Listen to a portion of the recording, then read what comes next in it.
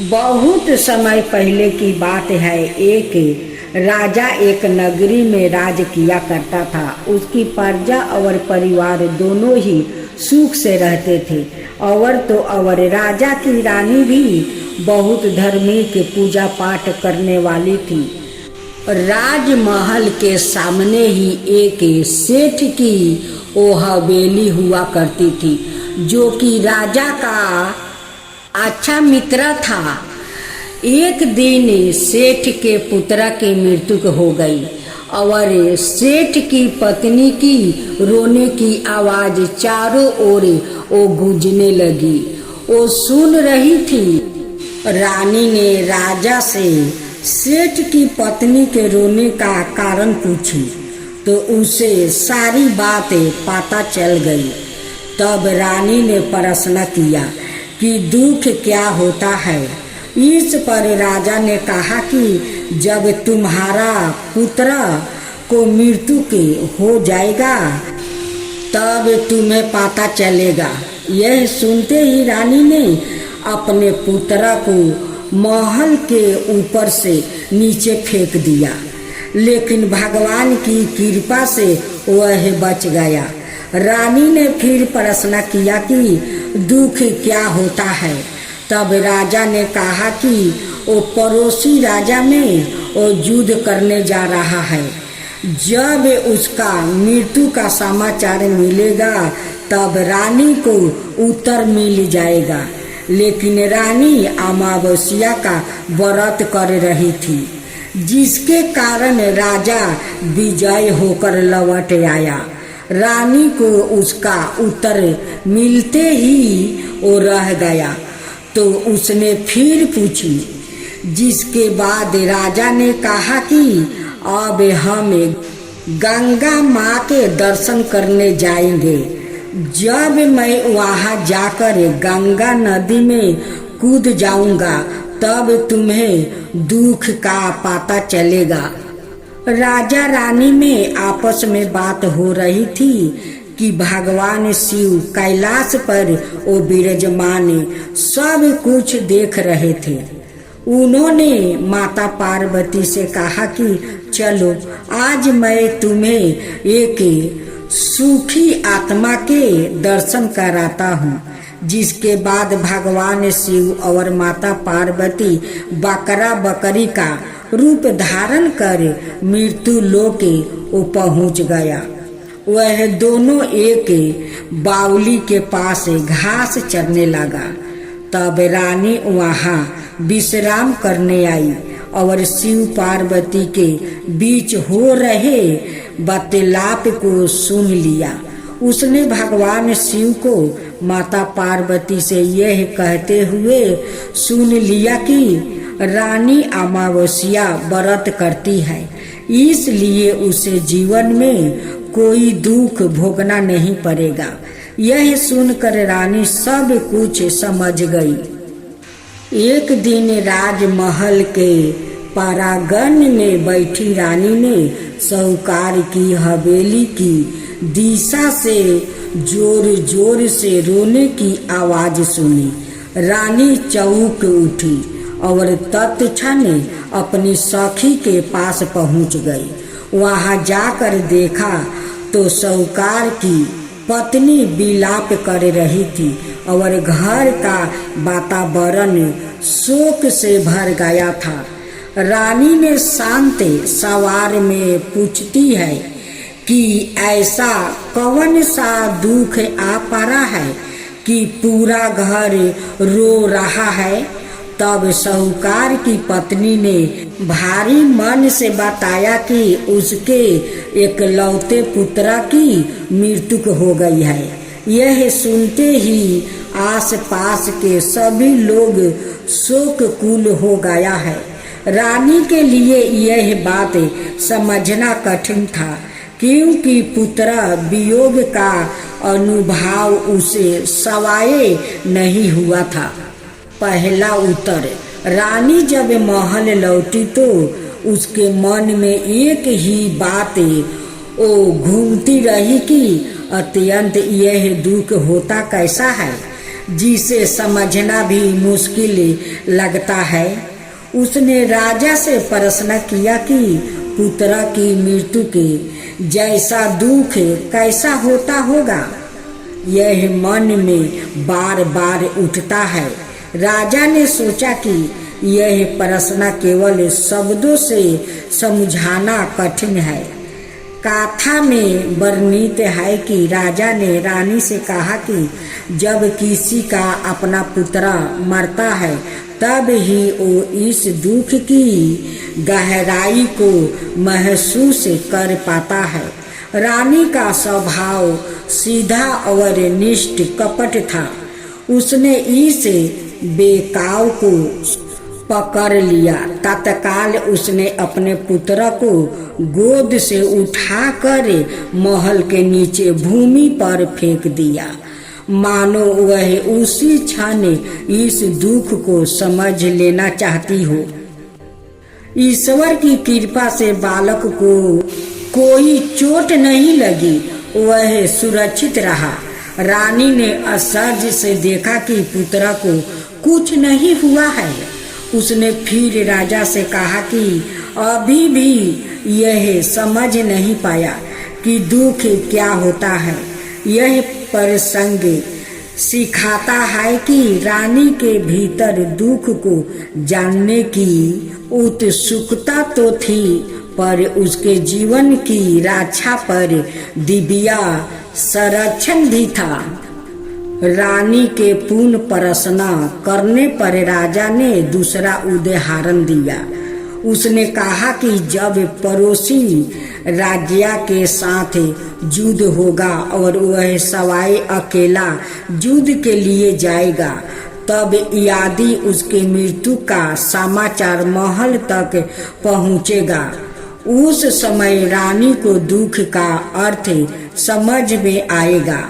यह सुनकर भी रानी के मन में स्पष्ट नहीं हुई, किंतु वो सोच में डूबी रही। समय बीतने पर ऐसा अवसर आया कि पड़ोसी राज्य के साथ युद्ध निश्चित हुआ। राजा सेना के साथ युद्ध भूमि की ओर प्रस्थान कर गया।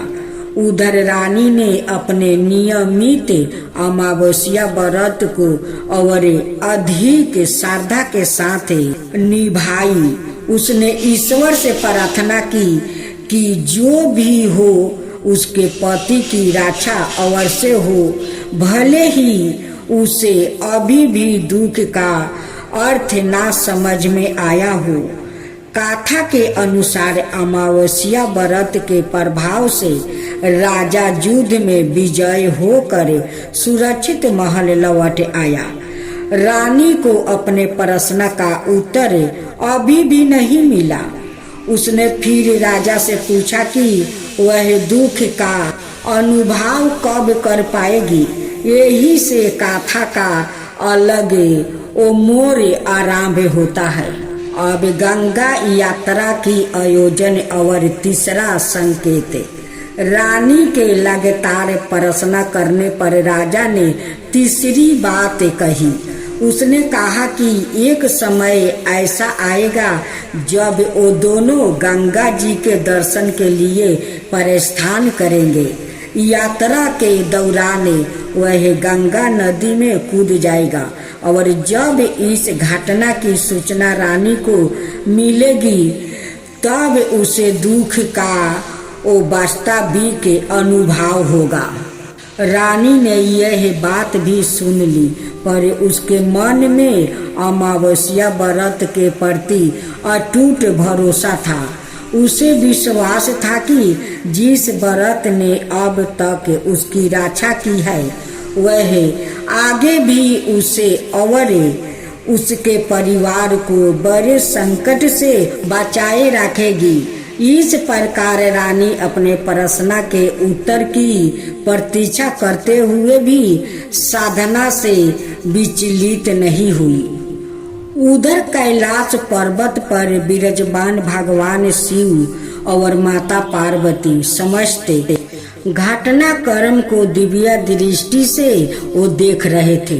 भगवान शिव ने माता से कहा कि वो उन्हें एक ऐसी आत्मा के दर्शन कराना चाहते हैं जो सच्चे में सुख है। यहाँ सुख का अर्थ केवल ब्रह्म सुविधाओं से नहीं बल्कि भीतर की सुरक्षा और ईश्वरीय संरक्षण से है। भगवान शिव और माता पार्वती ने एक लीला रची। दोनों ने कर्म से बकरे और बकरी का रूप धारण किया। इस रूप में बावली या कुएं के पास वो घास चरने लगे। यही स्थान था जहाँ आगे चलकर राजा और रानी को विश्राम के लिए रुकना था।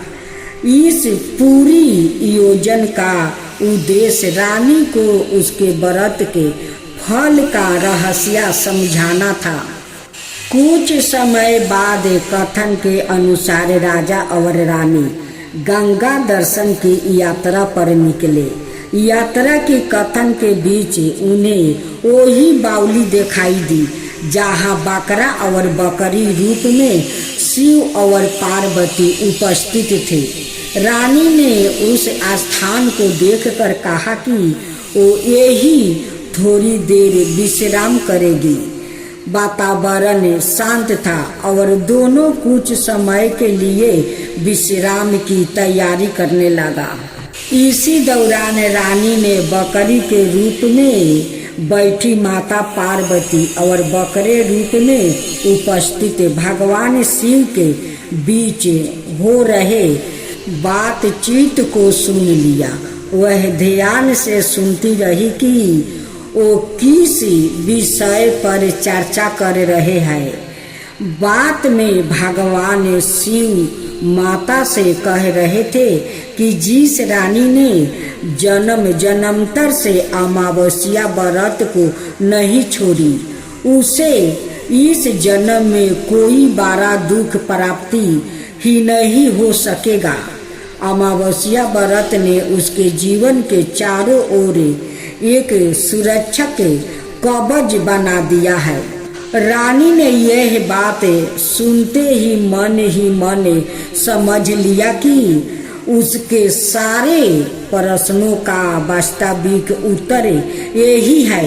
दुख का अर्थ जानने की उसकी आदत थी, पर अमावस्या व्रत की शक्ति ने हर बार उसे बड़े आघात से पहले ही बचा लिया। जब रानी को यह दिव्य रहस्य गाता हुआ कि अमावस्या व्रत के प्रभाव से उसके जीवन में गंभीर दुख प्रवेश ही नहीं कर पा रहा है, तब उसे समझ आ गया कि ईश्वर का अनुग्रह किस प्रकार साधक की रक्षा वो करता है। वो राजा के पास गया और उसे पूरी बात बता दी कि कैसे भगवान शिव और माता पार्वती ने बकरे और बकरी के रूप में उसके अमावस्या व्रत की चर्चा की और यह घोषित किया कि रानी को इस जन्म में शोक नहीं मिलेगा।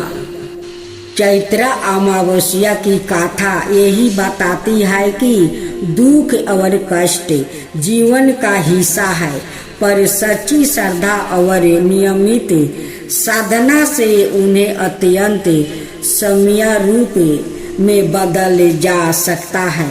रानी को दुख का अर्थ जानने की उत्सुकता रही, पर अमावस्या व्रत ने उसे हर बार आघात से बचाया रखा। यह अनुभव संकेत देता है कि ईश्वर कभी भी निष्ठावान साधक को निराश नहीं करता।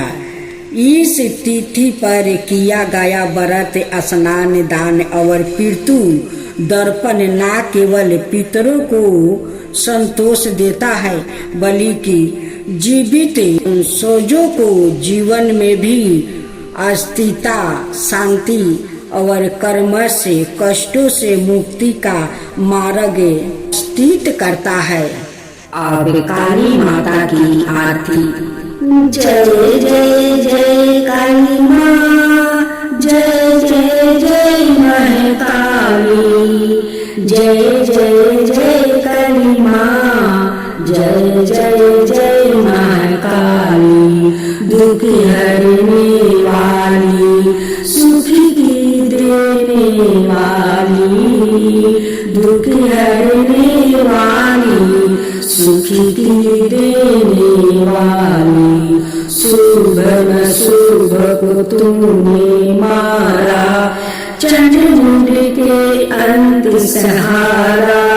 काली रूप है तेज तुम्हारा, काली रूप है तेज तुम्हारा। भक्त करे जो तारण तुम्हारा, जो भी माँ को शीश नवाता, जो भी माँ को शीश नवाता।